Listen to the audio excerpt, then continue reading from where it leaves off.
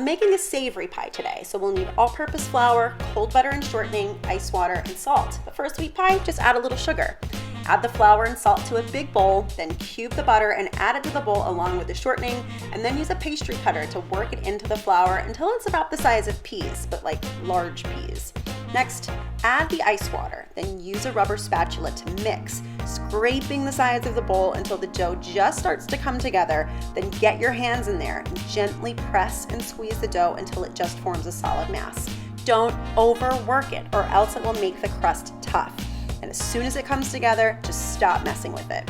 Cut it in half and then form each into a disc, then wrap them up and let them chill in the refrigerator for at least 30 minutes. Now it's time to roll.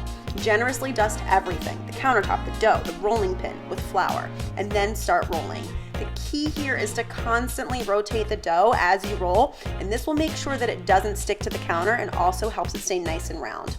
Make sure it's big enough for the pie plate, and then roll the dough up onto your rolling pin to help transfer it over. Next, roll out the top crust exactly the same way we did the bottom. Plenty of flour and rotate, rotate, rotate.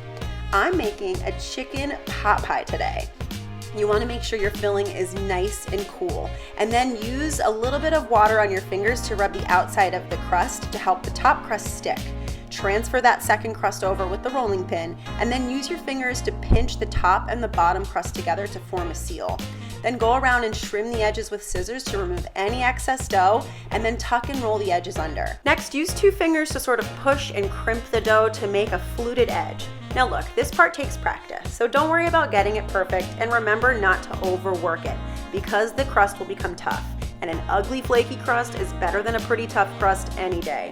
Cut a few slits on top, then brush it all over with egg wash, and it's ready for the oven. Happy baking!